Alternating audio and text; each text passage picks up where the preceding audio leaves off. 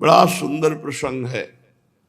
अब जैसे हम अपने इष्ट की सेवा करते हैं तो पहले गुरु की सेवा करें या इष्ट की सेवा करें? बाबा बोले, सीताराम दास जी महाराज, पहले गुरु की पूजा करके फिर इष्ट की पूजा शुरू करें। जो पूजन सामग्री है उसमें से 2 पुष्प उठाए, पहले गुरुदेव को अर्पित किए और साष्टांग प्रणाम किया और फिर इष्ट पूजा की। चंदन आदि जो अन्य सामग्री है वो गुरुदेव को प्रसन्नता होगी जब श्यामा श्याम को अर्पित करोगे। लेकिन पहली पूजा गुरुदेव की, जब हम पूजा करने के लिए बैठे तो पहले 2 पुष्प गुरुदेव के चरणों में अर्पित करके साष्टांग प्रणाम, फिर उनसे अनुमति लेकर के श्री जी की सेवा प्रारंभ करें। यदि पहले गुरु को प्रणाम और वंदना और पुष्प अर्पित नहीं किए तो गुरु पूजाम बिना देवी इष्ट पूजाम करोति यः मंत्रस्य तस्य तेजांसी हरते भैरव स्वयं। भगवान शिव कह रहे हैं, हे देवी, यदि गुरु पूजा न करके सीधे इष्ट पूजा की जाए तो उसके मंत्र का कभी प्रकाश नहीं होगा उसमें। जो ऐसा पूजन करने वाला है तो गुरु मंत्र का प्रकाश नहीं होगा और जितनी पूजा करेगा उसका प्रभाव सब भैरव हरण कर लेगा। जो भैरव देव हैं वो अपहरण कर लेंगे, उस पूजा का प्रकाश नहीं हो पाएगा। गुरु पूजाम विनानाथ कोटि पुण्यम वृथाव्ययम अतः सर्वजने ख्यातम गुरुणा सिद्धि मापनुयात। गुरु पूजा के बिना करोड़ों प्रकार के पुण्य सब व्यर्थ हो जाते हैं। जो सिद्धि का कारण जानते हैं वो सबसे पहले गुरुदेव की पूजा करते हैं। जैसे आप तीर्थ अवगाहन करने गए तो सबसे पहले गुरु को प्रणाम करो, फिर उस तीर्थ को प्रणाम करके तीर्थ अवगाहन करो। पहले गुरु, हर समय हर क्रिया में, घर से निकलने पहले गुरुदेव को प्रणाम किया। यदि गुरु पूजा ना की जाए तो करोड़ों प्रकार के पुण्य सब व्यर्थ हो जाते हैं। प्रथम गुरु पूजा, गुरु प्रथम पूजा करने पर उसे सिद्धि लाभ होती है। यदा ददाति संतुष्टः प्रसन्नो वरदौ मनुम तदा भक्त्या धनः प्राण गुरुर यत्नेन तोषेत। जब वरदायक गुरुदेव की प्रसन्नता प्राप्त होती है, देखो जगह जगह पर भगवान श्री राम को देखा गया, मर्यादा पुरुषोत्तम है। गुरु ही प्रणाम मन ही मन कीन्हा। जब जा रहे हैं धनुष की तरफ तो प्रगट में प्रणाम करके आज्ञा लेकर जा रहे हैं, और जब वहां धनुष भंग करना है तो उठाकर पहले गुरु की तरफ देखा और गुरु ही प्रणाम मन ही मन कीन्हा, और फिर धनुष भंग कर। एक एक कदम पर भगवान श्री राम गुरु की आज्ञा के अनुसार चलते हैं। हमारी हर चेष्टा गुरु को सन्मुख करके होनी चाहिए। जो अपने गुरुदेव को प्रसन्न कर लेता है, संतुष्ट कर लेता है, उसके गुरुदेव सर्व सिद्धि कारण प्राण बन जाते हैं। गुरुदेव प्राण हो गए, अब कौन सी सिद्धि बकाया रह गई। भोग्य भोज्यानि वस्तूनि गुरुवे चा समर्पयेत तच्छेषमिति संचित्य चानुभूयात सुरेश्वरी।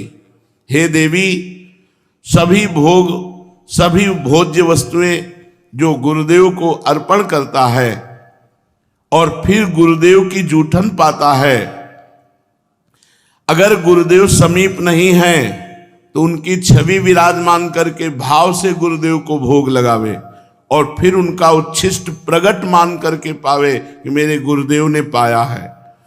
इस उच्छिष्ट पान मात्र से समस्त सात्विक वृत्तियां उदय हो जाती हैं। गंधैर मालैश्च चारवंगी पूजयेत सर्वदा गुरुम।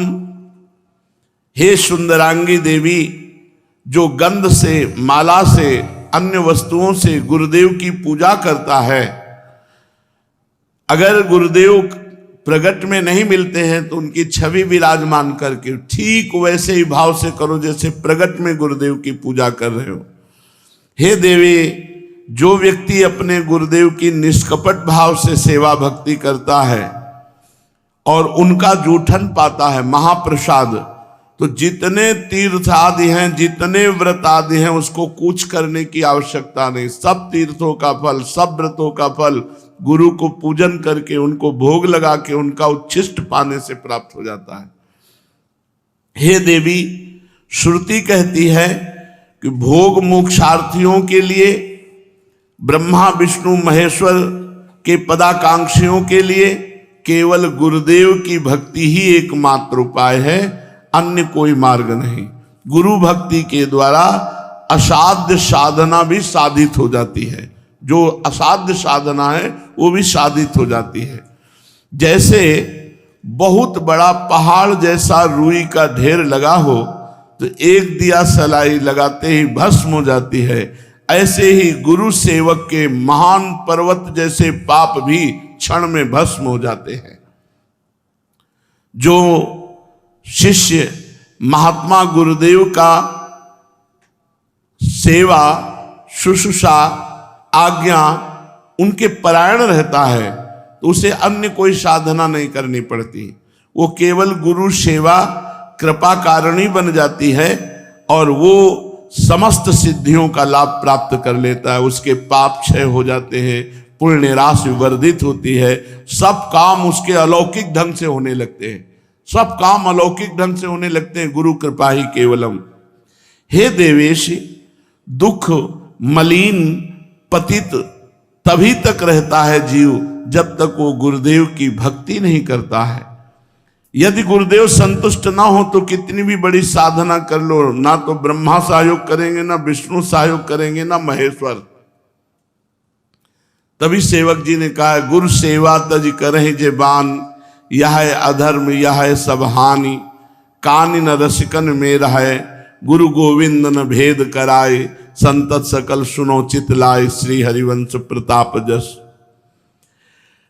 गुरुदेव जिस पर संतुष्ट हो जाते हैं तो तीनों देव उस पर संतुष्ट हो जाते हैं, ब्रह्मा विष्णु महादेव, और संपूर्ण मुनि योगी सब संतुष्ट होकर उस पर अनुग्रह करते हैं जिस पर गुरुदेव प्रसन्न होते हैं। समस्त क्रियाओं की सिद्धि का मूल है गुरु प्रसन्नता। अतएव बुद्धिमान पुरुष को चाहिए कि सर्वप्रथम अपने गुरुदेव को प्रसन्न कर ले। बाबा एक एक सेवा का आप जब वर्णन करते हैं तो सुनकर के एक अपार आनंद हमारे हृदय में हो रहा है, एक नवीन उत्साह प्रकट हो रहा है। साथ ही मैं अच्छी तरह से समझ गया हूं कि गुरु सेवा करने से मुझ सरीखे श्रद्धा भक्तिहीन प्राणी को भी परम पद मिल जाएगा। हाँ, तवा दार्तिम भय शोको लोभ मोह भ्रमादया, यावन नायाति शरणम श्रीम गुरुम भक्तवत्सलम। तभी तक पीड़ा, भय, शोक, रोग, लोभ, मोह, भ्रम ये साधना में विक्षेप डालते रहते हैं जब तक भक्त वत्सल श्री सदगुरुदेव भगवान की शरण नहीं ग्रहण की जाती। अधिक क्या कहूं, यदि गुरुदेव संतुष्ट हो जाएं और कह दें कि जा तो मुक्त हो गया, तो इस बात को भगवान भी नहीं काट सकते। बस ये बात पकड़नी। तो कह रहे भगवान भी उस बात को नहीं काट सकते। यदि गुरु कह दे कि जा तो मुक्त हो गया, बस मान लेना चाहिए मैं तो मुक्त हो गया, मेरे गुरुदेव ने कह दिया।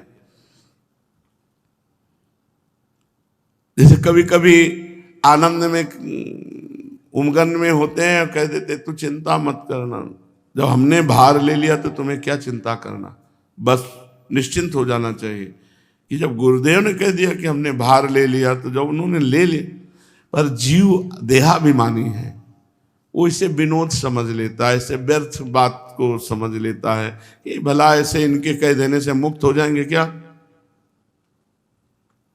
एक बार गुरु महिमा प्रदर्शित करने के लिए देवर्षि नारद जी बैकुंठ में गए।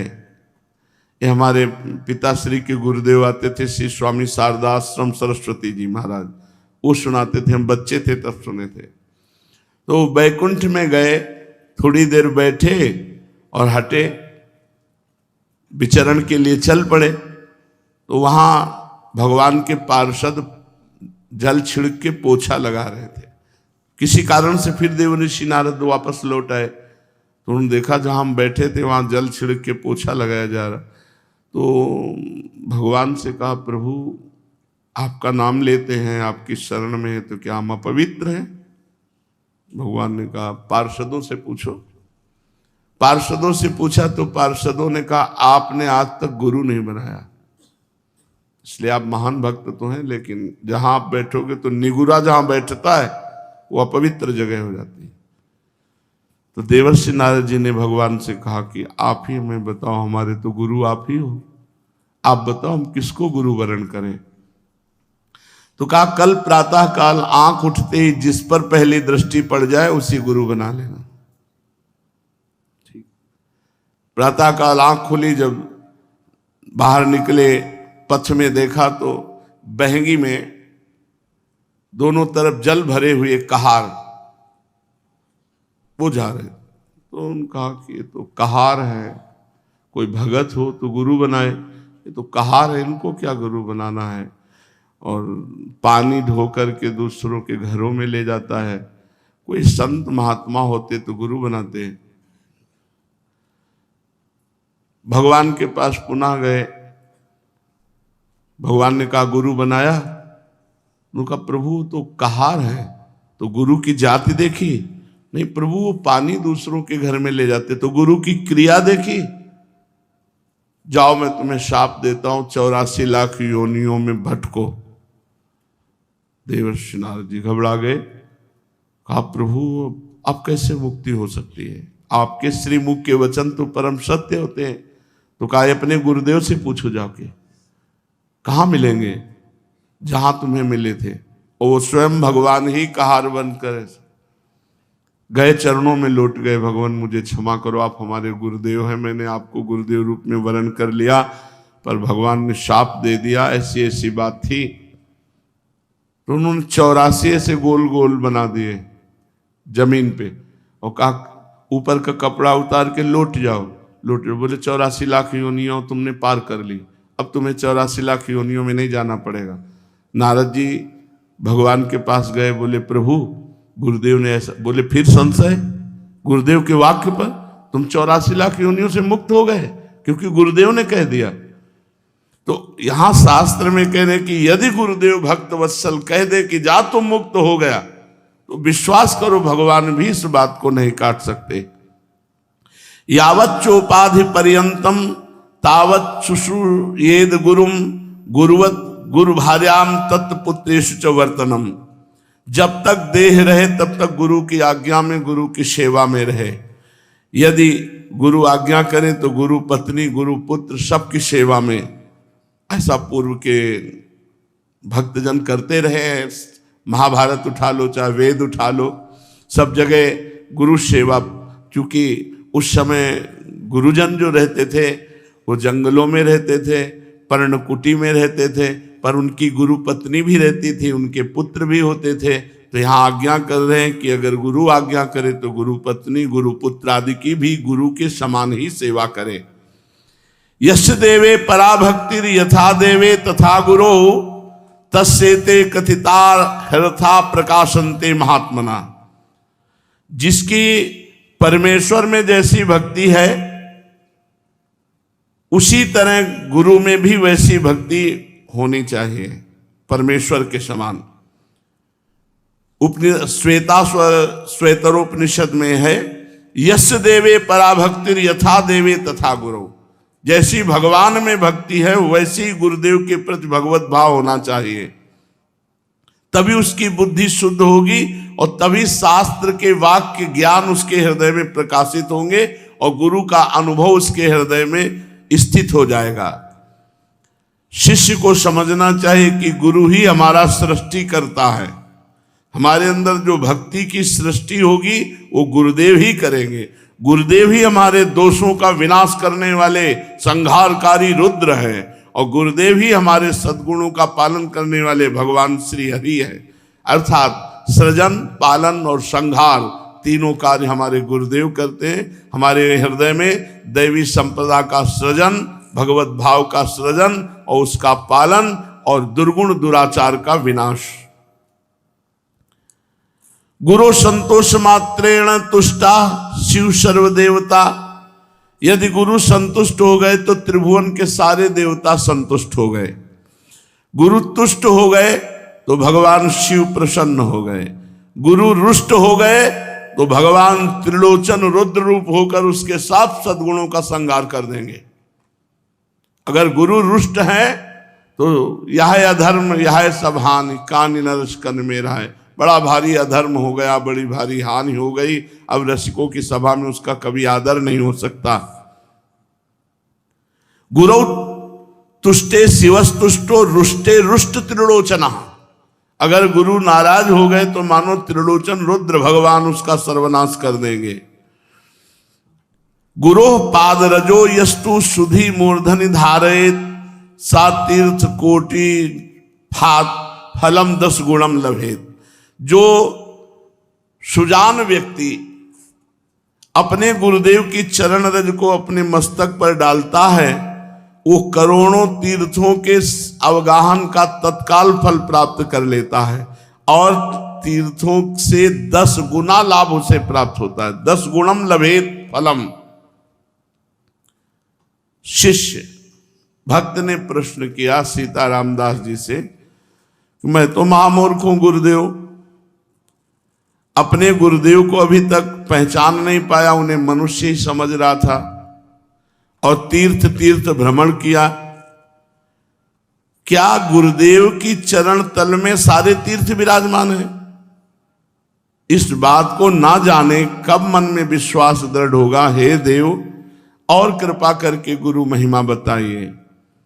सीताराम दास जी महाराज बोले, गुरो पादोदकम यस्तु नित्यम पिबति भक्तितः सार्ध त्रिकोटि तीर्थानाम फलम सा लभते ध्रुवम। जो मनुष्य भक्ति पूर्वक नित्य गुरु का चरणामृत पान करता है वो 3.5 करोड़ तीर्थों का सेवन का फल प्राप्त करता है। धन्य है महाराज, गुरु चरणामृत में इतनी शक्ति। अरे सुनो, त्रिसंध्यम पिबेत यस्तु गुरु पादोदकम सुधि तस्य नास्ति पुनर्जन्म संसारे दुख वर्तमनि। कोई साधन ना हो, केवल 3 बार चरणामृत पीता हो, सुबह दोपहर शाम, बोले वो निश्चित भगवत प्राप्ति कर लेगा। केवल गुरु चरणामृत से विश्वास करो, गुरु चरणामृत 3 बार पीने को मिल रहा है, इतने मात्र में भगवत प्राप्ति हो जाएगी। जो बुद्धिमान शिष्य तीनों संध्या काल में गुरुदेव का चरणामृत पान करता है वो इस मोहपथ रूपी दुख भय संसार में उसका पुनर्जन्म नहीं होता। कितनी बढ़िया सुविधा है भगवत प्राप्ति की। वृंदावन वास, गुरु चरणामृत, गुरु छिष्टामृत, गुरु पादुका का सेवन और गुरु चरणों के आश्रित होकर उनकी आज्ञा का पालन, हो गई भगवत प्राप्ति। भक्त ने पूछा, इसमें कोई तपस्या या प्रयत्न नहीं हो? आपने कह दिया पुनर्जन्म नहीं होता। ऐसी बात तो हमने आज तक नहीं सुनी। कंचन को त्यागो, कामनी को त्यागो, ये त्यागो वो त्यागो, ये बातें तो सुना है। केवल 3 बार चरणामृत रोज पीता रहे, भगवत प्राप्ति हो जाएगी, पुनर्जन्म नहीं होगा। वत्स, बाबा बोले, बेटा ये बहुत गुप्त बात है, बहुत श्रद्धा की बात है। ब्रह्मा विष्णुश्च रुद्रश्च सर्वाश्च पितृदेवताः तिष्ठन्ति श्री गुरु पाद पद्मार्चिते शुभे जले। जो गुरु को चरण प्रक्षालन के लिए जल अर्पित किया गया और गुरु के चरण धोए गए और फिर चरणामृत पिया गया तो सारे पितरों का उद्धार हो जाता है। सर्वाश्च पितृदेवताः, तर्पण से उनको जो तृप्ति नहीं होती, गुरु चरणामृत से सारे पितरों का उद्धार हो जाता है। और गुरु पाद पद्म का जो जल है, चरणामृत है, पीने से ब्रह्मा विष्णु रुद्र सब देवता उसके अधीन हो जाते हैं। गुरो पादोदकम यस्तु नित्यम पिबेत मानुषः धर्मार्थ काम मोक्षा निधियो जायते च सः। जो मनुष्य नित्य गुरु का चरणामृत पान करता है वह धर्म अर्थ काम मोक्ष का स्वामी हो जाता है, अर्थात चारों पुरुषार्थ उसको प्राप्त हो जाते हैं। अपिवा विगलत पाद प्रक्षालन जलम यदि पिवेद अमृत भावेन यह सा देवी पुरम ब्रजेत। गुरु के चरण से स्पर्श किया हुआ जो चरणामृत है उसका जो पान करता है वो साक्षात भगवत धाम वासी हो जाता है। गुरु पादोदकम यस्तु शीर्षा धारयेन नरः सा सर्वतीर्थजम पुण्यम लभते नाम संशया। जो व्यक्ति स्नान के समय गुरु चरणों का ध्यान करते हुए अपने मस्तक पर जल डाला तो सारे तीर्थों के स्नान का फल प्राप्त हो गया। विश्वास करो इन बातों पर। सर्व तीर्थावगाहा नाम फलम प्राप्नोति निश्चितम गुरो पादोदकम सम्यक संसारार्णवतारणम। जो गुरु चरणामृत अपने सर पर धारण करता है उसे समस्त तीर्थों के अवगाहन का फल निश्चित ही प्राप्त होता है, क्योंकि गुरु का चरणामृत सम्यक रूप से संसार सागर से उद्धार करने वाला है। अज्ञान मूल हरणम जन्म कर्म निवारणम ज्ञान वैराग्य सिद्ध्यर्थम गुरु पादोदकम पिबेत। जो रोज गुरुदेव का चरणामृत पीता है उसके जन्म मरण का चक्र खत्म हो जाता है, ज्ञान वैराग्य उसका सिद्ध हो जाता है। गुरु पादोदकम पेयम गुरुर उच्छिष्ट भोजनम गुरु मूर्ति सदा ध्यानम गुरु स्तोत्रम सदा जपेत। जो गुरुदेव की चरण पादुका का पूजन करता है, गुरु चरणों की चरणामृत का पान करता है और गुरु की जूठन पाता है और गुरु के अधीन रहता है, त्रिभुवन में उसके लिए कुछ दुर्लभ नहीं है। गुरु महिमा तो आपने निहाल कर दिया सुनाकर। पादुका का महत्व, सेवा, पूजा और चरणोदक का पान सुन लिया। अब शिष्य के लिए और ज्ञातव्य क्या है? बाबा बोले, बेटा वत्स गुरोरन्नम महादेवी यस्तु भक्षणम आचरेत कोटि जन्मार्जितम पापो तत्क्षणादेव नश्यति। न स्नानम पाद शोचव्य न चवाचमनम चरेत प्राप्ति मात्रेण भोक्तव्यम नेवस्थानम विचारेत। महादेवी, जब मनुष्य को भगवान की कृपा का विशेष प्रभाव होता है तब गुरु की जूठन मिलती है। ऐसे नहीं मिल जाता कि बहुत तड़पना पड़ता है, बहुत व्याकुलता अंदर भगवान जब देखते हैं तब व्यवस्था बना देते हैं गुरु उच्छिष्ट की। गुरु चरणरज, गुरु चरणामृत, गुरु पादुका, गुरु उच्छिष्टामृत, ये सब गुरुदेव की कृपा से प्राप्त है। जो गुरुदेव को भोग लगता है उस अन्न का जो कण है वो जब मुख में जाता है तो तत्काल सारे पाप नष्ट हो जाते हैं। स्नान, पाद प्रक्षालन, आचमन, गुरुदेव का जो भी है, आचमन किया हुआ जूठा जल है, स्नान किया हुआ सर्वांग जल है। कितनी महिमा पूर्व के संत जानते हैं इन बातों को। और जब प्रसाद मिले तो प्राप्ति मात्रेण भोक्तव्यम नैव स्थानम विचारेत। मैं नहाए नहीं हूं, मैं कुल्ला नहीं किए हूं, ये कुछ नहीं। जिस समय उच्छिष्ट मिले तुरंत उसी अवस्था में उसको मुख में धारण करो। प्राप्ति मात्रेण भोक्तव्यम नैव स्थानम विचारेत। विचार करने की गुंजाइश की, अच्छा रख दो फिर पा लेंगे, पहले थोड़ा ही किनका चाहे पाओ, तुरंत पाओ जब गुरु उच्छिष्ट मिले, भगवत उच्छिष्ट मिले। ना ब्राह्मण्यम ना कौलिन्यम ना जाति नाम विचारणम ना ज्ञाति सुत बंधु नाम सत्यानाम तत्र चिंतयन। एक स्थानम स्थितम अन्नम तत्तीर्थश्च मंडलीकृतम भोक्तव्यम मोक्षदम शूद्र स्पृष्टम न चिंतयेत। ये बहुत बड़ा अपराध है यदि गुरु की जाति पर दृष्टि रखी जाए कि गुरुदेव किस जाति के हैं। बहुत बड़ा अपराध हो जाएगा। प्रायः जो ज्यादा अपने में देहाभिमानी जन जो जाति अभिमान करते हैं उनसे ही अपराध बन जाता है। ये चीजें बहुत सावधानी की है कि कभी किसी संत के उच्छिष्ट पाने के समय ये बात मत पूछो कि ये किस जाति के हैं, किस कुल के हैं। अब वो हरि स्वरूप हैं, उनका जूठन पाना हमारे लिए सौभाग्य होगा। ये नहीं सोचना कि जाति पक्ष कुल पक्ष ऐसा। जो गुरुदेव जहां स्थित हैं वहीं से प्रसाद मिल जाए तो मोक्ष का वो कारण बन जाता है। यदि गुरुदेव का प्रसाद, मान लो कौआ, कुत्ता, कोई भी ऐसा जीव अचानक, तो हम उसे फेंकेंगे नहीं, हम उसको पा जाएंगे। जो शेष बचा हुआ है वो हम पा जाएंगे। प्रसाद की ऐसी महिमा। हरिराम व्यास जी ने कहा यदि कुत्ता जूठा कर जाए या कौआ ऊपर से बीट डाल दे तो हम उतना हटा करके वो बीट फिर हम प्रसाद पा लेंगे। प्रसाद को नहीं फेंका जाता कि प्रसाद में, और प्रसाद को गर्म नहीं किया जाता कि अब ठंडा है चलो रोटी गर्म कर लो, सब्जी गर्म कर लो, वो फिर अपमान है प्रसाद का। जैसा प्रसाद मिला ठीक वैसा उसी समय पा लिया जाए, ये सर्वप्रथम प्रसाद का सम्मान है। अगर आप कहीं बहुत ऐसा कुछ है, बिजी है भाई कि प्रसाद से ज्यादा आप कोई महिमाशाली कार्य कर रहे हैं, तो किनका तो ले लीजिए, बाद में पा लेना। और मुंह जूठा नहीं माना जाता प्रसाद पाने के बाद। प्रसाद पाके तुरंत आप निज मंत्र जप सकते हैं। गुरु उच्छिष्ट और हरि प्रिया उच्छिष्ट पाने के बाद तुरंत उसमें जूठन नहीं माना जाता।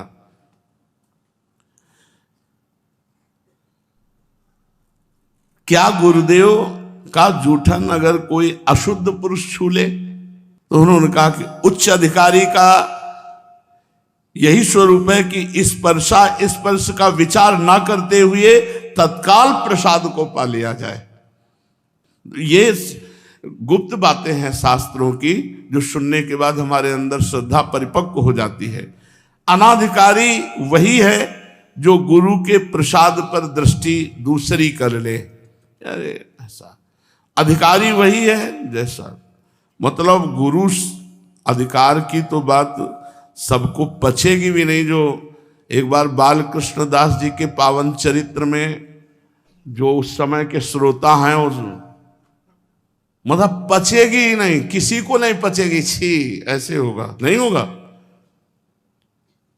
मतलब महाराज जी की अशुद्ध बेशुद्ध अवस्था, और उस समय वो लघु शंका, तो उसका प्रसाद सबने, मतलब पचेगी ही नहीं किसी की कि ऐसा कैसे हो सकता है।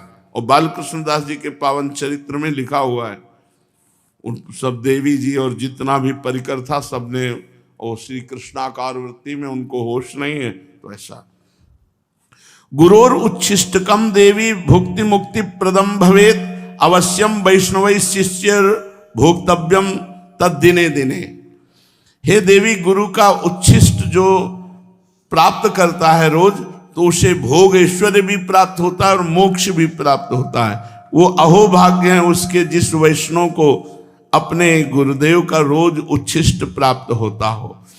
गुरोर उच्छिष्टम च देवेशी तत्सुतोच्छिष्टमेव च भोजनीयम न संदेहो विकारश्चेत अधोगति।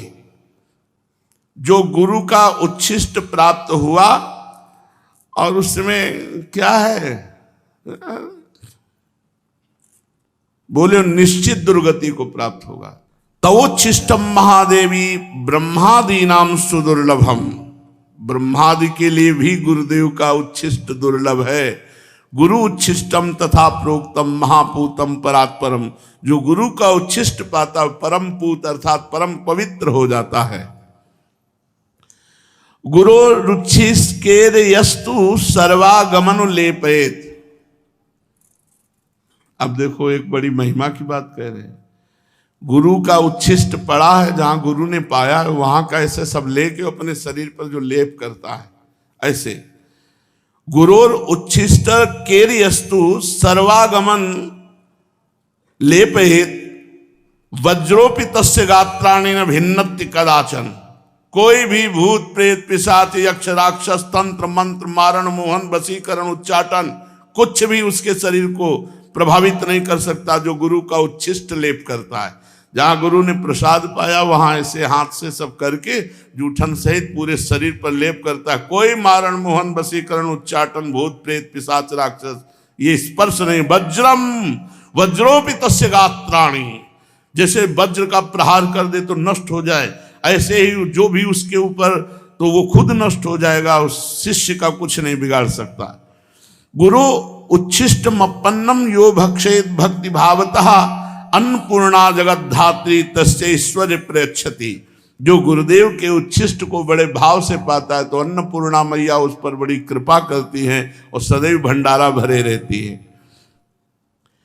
हे परमेश्वरी, यदि कभी प्रसाद भक्षण में भ्रम हो जाए और प्रसाद का अपमान कर दे तो करोड़ कल्प तक उसका उद्धार नहीं हो सकता। कदाचित परमेशान यदि तत्र भ्रमो भवेत न तस्य निष्कृति दृष्टा कल्प कोटि सतैरपि न भक्षयेदि यस्तु मोहात् गुरोरुच्छिष्टकम प्रिय तस्य क्रुद्धात् भवेत् त्वं विपित्तश्च पदे पदे। जो गुरु की अवहेलना करके उनके उच्छिष्ट का अनादर कर देता, कदम कदम पर विपत्तियां उसको घेर लेती हैं, उसको नष्ट कर देती है। गुरु की आज्ञा का पालन, अब उच्छिष्ट के बाद गुरु की आज्ञा का पालन करना ही सर्वशास्त्रों का परम रहस्य है। गुरु आज्ञा का कभी उल्लंघन न करे और न उनकी बात का कभी खंडन करके अपनी बुद्धि लगाकर उत्तर दे। दास की तरह दिन रात उनकी आज्ञा का पालन करे। न शृणुयाद गुरो वाक्यम शृणुयाद्वा परांगमुखा अहितम वा हितम वापि रौरवम नरकम ब्रजेत। जो गुरु की आज्ञा का उल्लंघन करके अपनी मनमानी आचरण करता है उसको रौरव नरक की प्राप्ति होती है। आज्ञा भंगम गुरुर्देवी या करोति सा मूढ़धि प्रयाति नरकम घोरम सुकरत्व मापनुयात। जो गुरु आज्ञा का उल्लंघन करता है वो सूकर कुकर योनि को प्राप्त होता है। वृथा धर्म वृथा आश्चर्यम वृथा दीक्षा वृथा तपहा। उसका तपस्या बेकार, उसकी दीक्षा बेकार, उसका आचरण बेकार, उसका धर्म बेकार, जो गुरु की आज्ञा का उल्लंघन कर देता है। निर्गतम यद गुरुर वक्तात् सर्वशास्त्रम तदुच्चेत गुरु कार्ये स्वयं शक्तो ना परम पेर ये तेप्ये। गुरु के मुख कमल से जो शब्द निकला वही हमारे लिए शास्त्र है। गुरु का जो आदेश हुआ वही कार्य हमारे लिए धर्म है। गुरु की प्रेरणा ही हमारे लिए सब कुछ है, हम कुछ उसमें विचार नहीं करते। यदि गुरुदेव अन्यायपूर्ण आज्ञा करें तो बाबा शिष्य को बिना विचार किए उसका पालन कर लेना चाहिए। अपि तत्रम विरुद्धम वा गुरुणा कथ्यते यदि तत्समंतम भवेद वेद महारुद्र वचो यथा। ये शास्त्र सम्मत बात कह रहे, कोई मनगढ़ंत बात बाबा नहीं कह रहे, इसीलिए श्लोक भी लिखा हुआ है। अगर गुरु की आज्ञा का निर्विकार भाव से पालन कर रहा है शिष्य, गुरु जी ने क्या बोल दिया, विकार नहीं आना चाहिए, वैसे ही सहर्ष, तो वो गुरु कृपा का लाभ उसको प्राप्त होगा जो किसी साधना से नहीं प्राप्त होता। समर्थ गुरु रामदास जी महाराज के बहुत से शिष्य थे। शिष्य जहां बहुत होते तो ईर्ष्या भी हो जाती है कि गुरुदेव उनको ज्यादा प्यार करते हैं, हमको नहीं प्यार करते। धीरे धीरे सब शिष्यों में कोई एक होता है जो पूर्ण प्राण समर्पित होता है, एक होता है, कोई बिरला ही होता है जो ऐसे, उन बिरलों में से हजारों थोड़ी होते हैं। तो ईर्ष्या बढ़नी शुरू हो गई जो उनकी शरीर सेवा में रहते थे कि क्या हम शिष्य नहीं, हमको कभी सेवा का आदेश नहीं होता, ऐसा वैसा, बड़ा प्यार करते हैं। तो समर्थ गुरु रामदास जी ने एक दिन लीला करी, टांग पे फोड़े का नाटक किया और भारी पट्टी बंधवा के कराहने लगे, बहुत दर्द है। अब सब शिष्य परिकर को बुला, बहुत दर्द है, वैद्य बुलाए, नहीं इसकी दवा तो हम जानते हैं, फोड़े का मुंह यहाँ है, अगर पूरा मवाद पी जाए कोई तो अभी हम ठीक हो जाएंगे। मवाद लघु शंका लगी, गुरुदेव मवाद कौन गुरुदेव का पिएगा। सब धीरे धीरे सकिलने लगे, पीछे बातचीत करते हुए पीछे हटते। समर्थ गुरु की सब पे दृष्टि, केवल वही रह गए जो शरीर। सब शिष्यों को बुलवाया, फिर दोबारा किया, लघु शंका हो गई हो तो आ जाओ। बोले देखो ये पीने के लिए तैयार है। तो बोले पट्टी उठाई, बोले ये है मुंह फोड़े का, कहा गुरुदेव, और जे भी पिया तो बस पीते चले गए, इतना मीठा पीते चले गए पूरा।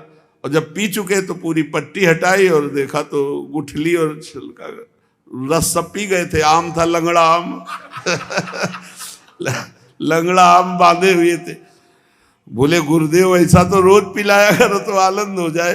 अन्य सब शिष्य से कहा देखो इसको पता नहीं था कि ये मवाद है या आम है, आज्ञा पर पीने के लिए तैयार हुए। तुम लोग सब स्वार्थ बुद्धि वाले हो, इसलिए इसे अधिक प्रेम करते हैं। जब तक प्राण और धन, सकल समर्पण प्राण धन, तब तक वास्तविक शिष्यता नहीं आती। श्री शिवाजी समर्थ गुरु रामदास जी के प्रिय शिष्यों में हैं। जब ये शिष्य बनने के लिए गए तो इन्होंने कहा प्रभु मैं आपके चरणों का दास बनना चाहता हूँ, शिष्य बनना चाहता हूँ। तो उन्होंने कहा भले आ गए, हमारे पेट में दर्द था, शिष्य बाद में बन जाना, पहले दवा की व्यवस्था। उनका राजवैद्य बुलाते हैं भगवान। बोले नहीं मुझे दवा पता है, जंगल में जाओ जहाँ सिंघनी के बच्चे हों तो उस सिंघनी से दूध दूह के ले आओ, अगर हम थोड़ा दूध पी लें तो हमारा पेट जो दर्द हो रहा है वो ठीक हो जाएगा। कोई सैनिक नहीं होगा साथ तुम्हारे, कोई अस्त्र शस्त्र नहीं होगा, मतलब मरने के लिए भेज रहे हैं।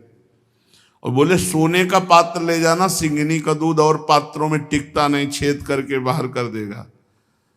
सोने का पात्र लिया, अकेले गए जंगल में जहां सिंह शावक खेल रहे थे। तो सिंघनी को देखा, हाथ जोड़ा और कहा मुझे गुरुदेव की औषधि के लिए आपका दूध चाहिए।